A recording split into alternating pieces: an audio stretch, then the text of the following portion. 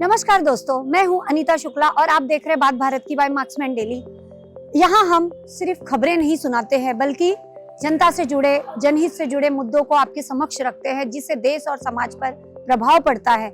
आज हम बात करेंगे उत्तर प्रदेश और उसकी बदलती तस्वीर पर।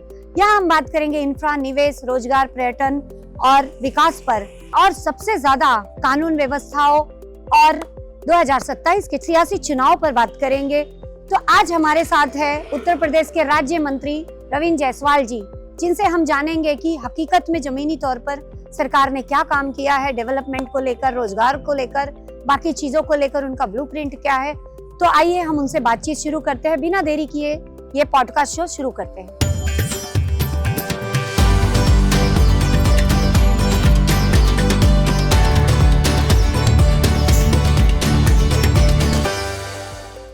नमस्कार दोस्तों, मैं अनीता शुक्ला, आप देख रहे हैं बात भारत की बाय मार्क्समैन डेली। आज हमारे साथ है उत्तर प्रदेश सरकार के राज्य मंत्री रविंद्र जायसवाल जी। तो मंत्री जी, आपका बहुत बहुत स्वागत है हमारे पॉडकास्ट शो में। तो सबसे पहला सवाल व्यक्तिगत होगा कि आपको राजनीति में आने की प्रेरणा कैसे मिली? खुद आए या परिस्थितियों ने ला दिया? मेरे पिताजी जनसंघ के टिकट चुनाव लड़े थे और हारे थे। उसके बाद मेरे बड़े भाई LLM करके जब शिक्षा पूरा किए तो पिताजी ने कहा कि राजनीति में जाना चाहिए। तो बड़े भाई ने कहा कि राजनीति हमारे बस का नहीं है, इसमें अच्छे लोग कम रहते हैं। पिताजी ने कहा कि अगर अच्छे नहीं रहते हैं तो जब अच्छे जाएंगे तब तो अच्छे रहेंगे। तब से मेरे मन में आया कि मेरे पिताजी की इच्छा है कि राजनीति में जाना चाहिए। मैंने पूरी पढ़ाई BCom करने के बाद मैं युवा मोर्चा से बना वार्ड अध्यक्ष, फिर मैं आगे जाके विद्यार्थी परिषद से शुरू किया अपने करियर को, और आज मैं पार्टी के कृपा से विधायक हूँ, मंत्री हूँ। लेकिन प्रेरणा हमको मिला वहीं पर, और मैंने राजनीति में रहते हुए भी राजनीति से जो चीज़ें होती हैं जिसके लेकर समाज की धारणा खराब है उससे दूर रखा हूँ। यानी कि मैं राजनीति का तनख्वाह भी नहीं लेता, विधायक का तनख्वाह भी नहीं लेता, मंत्री तनख्वाह भी नहीं लेता, क्योंकि हम तनख्वाह नहीं आए थे। तो प्रयास करता हूँ कि जो राजनीति करने वालों का इमेज कुछ लोगों ने खराब कर रखा है, उस दाग को मैं मिटा सकूँ, ऐसा प्रयास करता हूँ। जी, आपने अभी जो राजनीति की बात की है उसमें आपको लगता है कि आपने क्या पाया और क्या अधूरा रह गया है? कुछ ऐसा करना चाहते हैं? बदलाव तो बहुत कुछ हुआ, बदलाव बहुत कुछ बाकी है।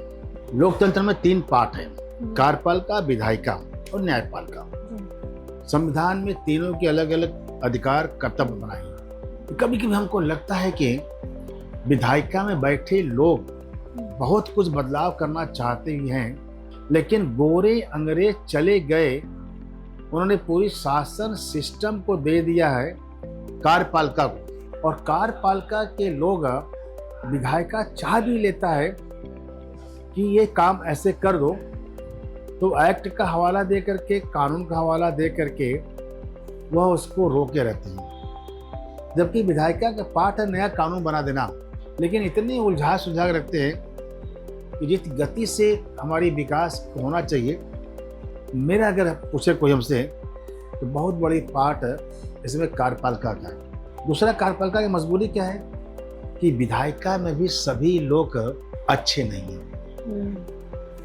इसका जरूर कंट्रोल करते हैं। अच्छा सर, लगातार उत्तर प्रदेश के विकास की बात हो रही है, तो ऐसा कोई विकास पिछले कुछ सालों में हुआ है जिसे आम आदमी महसूस कर पा रहा है? आज उत्तर प्रदेश में चारों तरफ सड़कों का जाल बन गया।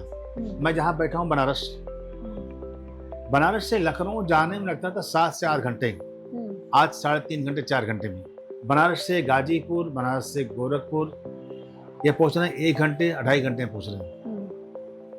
बनारस से प्रयागराज, ऐसे पूरे तरह एक्सप्रेस से चौड़े रोडे, गलियों का विकास, एक तरफ हमारे पास सड़कों का जाल, और सनातन परंपरा का जो प्रदेश है, ये यही प्रभु राम है, यही भगवान शंकर जी का स्थान है, यही प्रभु कृष्ण भी हैं, यहीं पर जैन तीर्थंकर के 4 का स्थान यूपी है, शक्तिपीठ यहाँ पर है।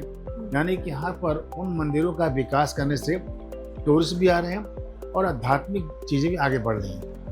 सर, एक्सप्रेस वे की बात होती है, एयरपोर्ट्स की बात होती है, निवेश की बात होती है, लेकिन इस सब चीजों से एक आम युवा जो बेरोजगार है वो कैसे जुड़ता है? जब सड़कें बनती हैं तो कल कारखाने आते हैं, जब कल कारखाने आते हैं तो नौजवानों के हाथ में स्टार्टअप होता है, उनके पास स्किल होता है, उनके पास मौका मिलता है काम करने के, सप्लाई करने के लिए, उत्पादन करने के लिए, और नौकरी मिलता है। सर, छोटे व्यापारी और कारोबारी अक्सर परेशान होते हैं, तो उनको लेकर क्या सरकारी योजनाएं हैं? यूपी का प्रति व्यक्ति आय पहले था 2017 के पहले था 54,000 प्रति व्यक्ति आया था, आज पहुंच गया है 1,27,000 जी। प्रति व्यक्ति आय, मतलब कि हर व्यक्ति की आय बढ़ा, व्यापारी हो, नौजवान हो, किसान। तो सर, विपक्ष का आरोप हमेशा होता है कि विकास सिर्फ प्रचार में दिखाया जा रहा है, लेकिन असल में विकास नहीं है। इस पर आप क्या कहेंगे? विपक्ष के हमारे कुछ मित्र हैं जिनको की आंखों में हो गया है मोतियाबिंद। अब जिसको मोतियाबिंद है, जिसको दिखाई नहीं पड़ा, देखने के बाद भी वो बोलेगा, तो लगता है विपक्ष का पार्ट भी है बोलना चाहिए उसको। सर, कानून व्यवस्था को लेकर उत्तर प्रदेश में क्या हालिया जो स्थिति है उस पर आप बात करिए। क्या महिलाएं अब रात को बेखौफ आ जा सकती हैं? आप बनारस में आए हुए हैं, आज आप देखेंगे कि कहीं पर जाएंगे, कहीं न कहीं शादी विवाह हो रहा हो, तो शादी विवाह में आजकल महिलाएं भी आपको काम करते हुए मिल जाएंगी, और वो महिलाएं रात को 11 बजे 12 बजे अपने घर अकेले स्कूटी भी जा रही हैं। यह बदला हुआ है, यानी कैटरिंग में भी महिलाएं काम कर रही हैं, बेटियां काम कर रही हैं, और रात को 12-1 बजे स्कूटी से अपने घर लौट रही हैं। यह है यूपी का दृश्य। पहले और अब में क्या फर्क है? थोड़ा सा पहले का बताइएगा। पहले सूरज डूबते ही लड़कियां घर से बाहर नहीं निकलती थी, अगर निकली है तो माँ खाना तब खाती जब घर में बेटी लौट के आ जाती थी। आज रात को 12 बजे 2 बजे भी घर यूपी के बेटियां लौट रही हैं सड़कों पर स्कूटी से अकेले। ये बताओ सर, आपने कुछ महिलाओं के लिए भी काम किया है, आप खुद अभी लीगल मिनिस्ट्री में हैं, तो आप उससे रिलेटेड कुछ हमको बताइए कि आपने क्या महिलाओं को। पहले उत्तर प्रदेश के अंदर अगर कोई महिला के नाम पर प्रॉपर्टी लिखवाता है तो उसमें एक छूट होता था 1% का। ये पहले था 10 लाख, अब कर दिया 1 करोड़ रुपए तक का। माना अगर आप अपने नाम पर कोई जमीन खरीदती है, फ्लैट खरीदती हैं, तो अगर आपने उसकी कीमत है 1 करोड़ रुपए, 80 लाख या 90 लाख रुपये, तो आपको स्टाम्प पे करना पड़ता है 5%, लेकिन फीमेल के नाम होगा तो 4%। अगर मेल कराएगा तो 1 करोड़ प्रॉपर्टी पर स्टाम्प पे करेगा 5 लाख रुपए। अगर कोई महिला कराएगी तो 5 के बदले में 4 लाख उसको स्टाम्प पे करना है। सर, हम नवयुवकों की बात करते हैं, बेरोजगारी बहुत है, उसके लिए रोड मैप क्या है सरकार के पास, उसको खत्म करने के लिए? बेरोजगारी नहीं है, BHO IT के अंदर कई लेक्चर के पद खाली हैं, लोग नहीं मिल रहे हैं। अच्छा, लोग नहीं मिल रहे, मतलब एजुकेशन की कमी बताते हैं आप इसे? क्वालिटी यानी आपके पास डिग्री तो हो जाए। एक पॉलिटिकल साइंस का PhD किया नौजवान से मैंने पूछा कि बताओ आपने PhD किया पॉलिटिकल साइंस में, भारत के लोकसभा में कितने सीट हैं? PhD किया नौजवान कहता है 555। मैं कहूँ कि केवल इनके पास डिग्री है, मतलब अपनी जो शिक्षा है उसकी कमी आप मानते हैं? क्वालिटी नहीं कम, जो क्वालिटी है वो जॉब पा जा रहा है। अभी मेरे यहाँ 4 दिन पहले 41 सब रजिस्ट्रारों का चयन हुआ, वह उत्तर प्रदेश चयन आयोग से चयनित हुए थे। मैंने पूछा उनके कार्यशाला में कि ऐसे कितने लोग जो फर्स्ट अटेम्प्ट में निकाल लिए। वहाँ पर 8-9 लड़कियां भी थी, तो आधे लोगों ने निकाल लिया फर्स्ट टाइम में। अब जब क्वालिटी में केवल डिग्री आपके पास रहेगी तो आपको सबको सरकारी नौकरी नहीं मिलेगी। सरकारी नौकरी का एक रहेगा तो संपूर्ण के बीच में एग्जाम होगा, जो सबसे तेज होगा पा जाएगा। अच्छा, इसी से जुड़ा एक और सवाल है, अभी जंतर मंतर पे हाल ही में जो प्रोटेस्ट हुआ, कॉकरोच जनता पार्टी आई और उसके बाद जो लाठीचार्ज और स्टूडेंट से हुआ, उस पर आप क्या कहेंगे? बड़े बेबाकी से, बड़ी जिम्मेदारी से बात करना चाहता हूँ कि क्रिश्चियन धर्म परिवर्तन करा रहा था, उसको डबल इंजन की सरकार ने रोक दिया। इस्लाम के लोग भी जिहाद करते थे, उसको रोक दिया गया। विश्व के स्तर के ये 2 धर्म के अनुयायी भारत की इस कृत्य को स्वीकार नहीं कर पा रहे। योगी मोदी जी, उनकी फंडिंग थी और ये नौजवान टोल बन गए थे और वो टोल बनाने में भूमिका निभाई विपक्ष ने। सिंपल सी बात है, 22 लाख बच्चे मेडिकल परीक्षा में बैठे, सीट माना है कि 10,000, 20,000, 21,80,000 बच्चे का चयन नहीं होगा, कभी नहीं होगा, सीट होता है हमारे पास है। इन्होंने उसके भावना से खेला। अगर पेपर लीक नहीं होता तो आपकी बेटी, आपका बेटा, आप 22 लाख का चयन नहीं हो सकता है, चयन होगा 20,000 का। लेकिन उन्हें खेला और सबको उभार दिया कि उसमें आपका नंबर था, आपने बड़े तेज पढ़ने में थे। सब भ्रम में कूद गया कि रियल में मैं हीरो होता, वो इस्तेमाल किया। सर, आरक्षण को लेकर आप क्या कहेंगे कि खत्म करना चाहिए? क्योंकि आपको भी पता है बाबा साहेब आम्बेडकर का जो कानून कहता है 10 साल में ऑलरेडी उसे खत्म करना चाहिए, लेकिन हर जगह आरक्षण की मांग होती है, तो उस पर आप क्या कहेंगे? ये विषय छोटे शब्दों में नहीं आ सकता है। इसके दोनों प्रकार के हैं। जिनको समाज में अभी स्वीकारा नहीं है उनको अच्छा आरक्षण मिलना चाहिए। जिन्हें समाज में स्वीकारा नहीं है उनको स्वीकारने के लिए आना चाहिए। लेकिन जो लोग सामान्य जाति के हैं, अगर आर्थिक रूप से कमजोर हैं, तो समाज ने उनको भी स्वीकार कर रहे हैं कि मैं एग्जाम्पल के तौर पर कोई शुक्ला करोड़पति है और कोई शुक्ला गरीब है, तो बड़ा शुक्ला छोटे शुक्ला को अपने बगल में नहीं बिठा रहा है, और तब उसको आर्थिक आरक्षण मिलना चाहिए, EWS उसको मिलना चाहिए। जी। बुलडोजर कार्रवाई उत्तर प्रदेश की पहचान बन चुका है या राजनीतिक संदेश? बुलडोजर एक हनक इकबाल के लिए जरूरी है, लॉ एंड ऑर्डर क्या जरूरी है। और इस कारण से अगर कोई अवैध तरीके से संपत्ति कब्जा करके सरकारी जमीन कब्जा कर लिया है और हमारे पास रिकॉर्ड दिखा रहा है कि इनकी ये सरकारी जमीन है, तो तत्काल गिराना चाहिए। सर, जानना चाहेंगे कि अगर मुख्यमंत्री आदित्य योगी आपसे कोई सलाह मांगे तो आपकी राय उनसे अलग होगी या एक विचार बनेगा? माननीय मुख्यमंत्री योगी जी हाँ। हम सबके प्रेरणा से हैं, उनके विचार से हम चलते हैं, नेता हुए। तो राजनीति में कहा जाता है कि सत्ता में रहते हुए आलोचना सुनना सबसे मुश्किल होता है, लेकिन उत्तर प्रदेश में आलोचनाएं खूब खुलकर होती है। जैसे अखिलेश यादव या फिर राहुल गांधी, ये सारे जो कांग्रेस, ये सारे जो दल है, वो हमेशा बीजेपी पर एक टीका टिप्पणी करते हैं कि ये डेवलपमेंट के नाम पे सिर्फ दिखावा है, काम नहीं होता है। इसे आप खारिज करेंगे या इस पर कुछ जवाब देंगे? ये दोनों हताश निराश नौजवान हैं। ये उसी प्रकार से है, एक बहुत पुरानी पिक्चर आई थी, प्रेमी और प्रियंका दोनों हताश होते हैं तो गाना गाते हैं, दोनों किसी को नजर ना आवे चल दरिया में डूब जाए। ये अखिलेश राहुल उसी प्रकार से हैं।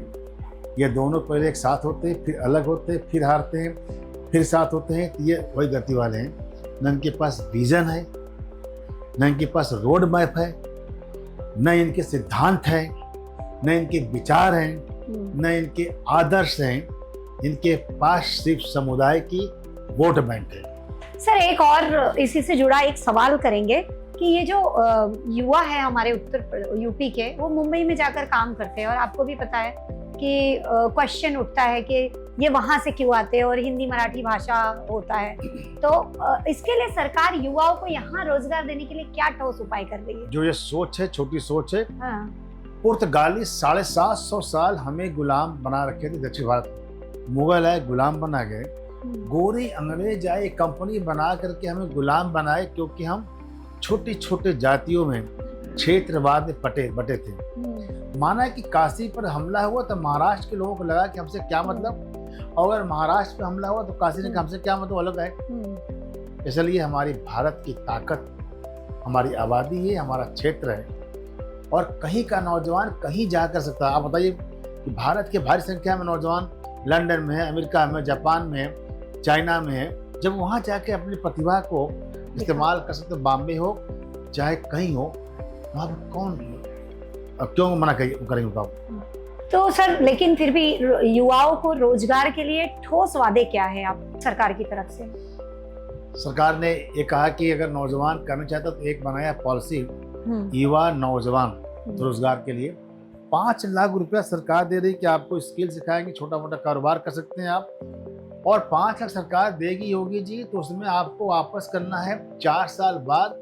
वो भी लेंगे 5 लाख, देंगे 4.5 लाख बिना इंटरेस्ट का, छोटा रोजगार। उसी प्रकार से बनाया है कि आओ बड़े लोगों के लिए आओ निवेश करो। उसने बना दिया यूपी निवेश की पॉलिसी 2022। 24 कंपोनेंट है, हर कंपोनेंट सरकार की तरफ से स्टाम्प, अगर जमीन खरीदते तो स्टाम्प फ्री कर दिया। सभी सरकारी डिपार्टमेंट का एनओसी के साथ करा दिया। एनओसी चेक करने को विभाग जाएगा ना उनके पास तक, जब तक पूरे 3 साल काम में खड़ा कर लें। ये सरकार बांट रही है, सब्सिडियां बांट रही है छोटे से लेकर बड़े रोजगार के लिए। तो सबके हाथ में रोजगार हो सकता है और सबके हाथ में स्किल हो सकता है। काशी और अयोध्या जैसे धार्मिक शहरों में पर्यटन बढ़ा है, तो क्या सरकार इसे रोजगार या अर्थव्यवस्था का बड़ा इंजन मान रही है? हमने कहा कि जो प्रति व्यक्ति आय बढ़ा 54,000 से पहुंच गया 1,23,000 प्रति व्यक्ति आय। मात्र थोड़ी देर के लिए बनारस में अगर लोग आएंगे तो ठहरेंगे होटल में, जाएंगे होटल में तो धोबी का इनकम बढ़ेगा, लॉन्ड्री का इनकम बढ़ जाएगा, सब्जी वाले की बिकेगा, दाल वाले की बिकेगा, किसान का होगा, ठेला वाले का होगा, खुमचा वाले होगा, टैक्सी वाले होगा, टोटो वाले होगा, सबके इनकम। सर, क्या सरकार उत्तर प्रदेश को सिर्फ धार्मिक स्थल बनाने के लिए ज्यादा काम कर रही है या मेडिकल, एजुकेशन, फिल्म इंडस्ट्री, इन सारी चीजों के ऊपर भी? पहले पूरे यूपी में 6 था मेडिकल कॉलेज, आज 1 डिस्ट्रिक्ट 1 मेडिकल कॉलेज के तहत पूरे यूपी में 78 हो गया है मेडिकल कॉलेज। बनारस में अगर बात करूं शिक्षा के क्षेत्र में, तो पहले केवल था 1 बीएचयू था मेडिकल कॉलेज, अब यहाँ 4 नए आ गए मेडिकल कॉलेज। सरकार के पॉलिसी है कि 1 डिस्ट्रिक्ट 1 बनना चाहिए यूनिवर्सिटी, अभी शुरू हो गया है 1 मंडल 1 यूनिवर्सिटी सरकार की तरफ से। सरकार जल्दी ही हर डिस्ट्रिक्ट में 1 लेके आ रही है यूनिवर्सिटी। अब हम राजनीतिक सवाल करेंगे। 2027 का चुनाव सरकार के लिए आसान है या विपक्ष के चुनौतियों को गंभीरता? विपक्ष के पास कोई विजन नहीं है, कोई मुद्दा नहीं है, कोई रोड मैप नहीं है। यह लोग जब कुछ है नहीं, केवल आपके पास एक समुदाय विशेष के वोट बैंक पर ले करके आप लोगों को तोड़ने का प्रयास करेंगे, तो जनता समझ चुकी है। तो मतलब आसान कह सकते हैं हम कि आसान है 2027 का चुनाव सरकार के लिए आसान है। विकास दिख रही है जी, जाति पात छोड़ रही है। क्या आपको लगता है सर एंटी इनकम्बेंसी नाम की कोई चीज उत्तर प्रदेश में मौजूद है? 25 साल से गुजरात में है, एमपी में है, यहाँ क्यों? हम आपसे जानना चाहते हैं। तो अगर विपक्ष बेरोजगारी, महंगाई और स्थानीय समस्याओं को बड़ा चुनावी मुद्दा बताता है, तो बीजेपी का जवाब क्या होगा? एक छोटी घटना है, एग्जाम्पल के तौर पर हमने बताया कई शिक्षण संस्थाएं हैं जहाँ पर कि लोग नहीं मिले, वैकेंसी निकाल रहे हैं। वहीं दूसरी ओर एक लेबर क्लास का व्यक्ति 2016 में पाता था 250 रुपये पर डे कमाने का, यानी कि उसकी जो कैपेसिटी थी 7.5 या 8 हज़ार महीने की थी। आज लेबर क्लास का व्यक्ति के भी पर डे का इनकम हो गया 600 रुपये, 700 रुपये, यानी 18,000 पहुँच गया है। हम केवल एग्जाम्पल दे रहे हैं, सबको लेबर नहीं बनना है, लेकिन 3 गुना इनकम हो गया। जब लेबर क्लास का 18,000 पहुँच जाएगा, जो पढ़ा लिखा है उसका कितना बढ़ गया? 2027 का चुनाव सरकार कामकाज पर लड़ेगी या योगी मुख्यमंत्री आदित्यनाथ के चेहरे पर? कामकाज पर है। प्रदेश का हमारा मुखिया का राष्ट्रभक्ति का है, अपराधियों के खिलाफ है, गुंडों के खिलाफ है, बेटी को सुरक्षा पर है। क्या 2027 में भी मुख्यमंत्री का चेहरा योगी आदित्यनाथ रहेंगे? ये हमारी पार्टी के राष्ट्रीय हम छोटे कार्यकर्ता हैं, ये तय करने वाले लोग ऊपर वाले हमारे पार्टी में। अब हम एक और आपसे सवाल करेंगे कि आपको अपनी ही सरकार में क्या कमी लगती है जिसे आप तुरंत सुधार करना चाहते हैं? अगर साफ साफ कहूँ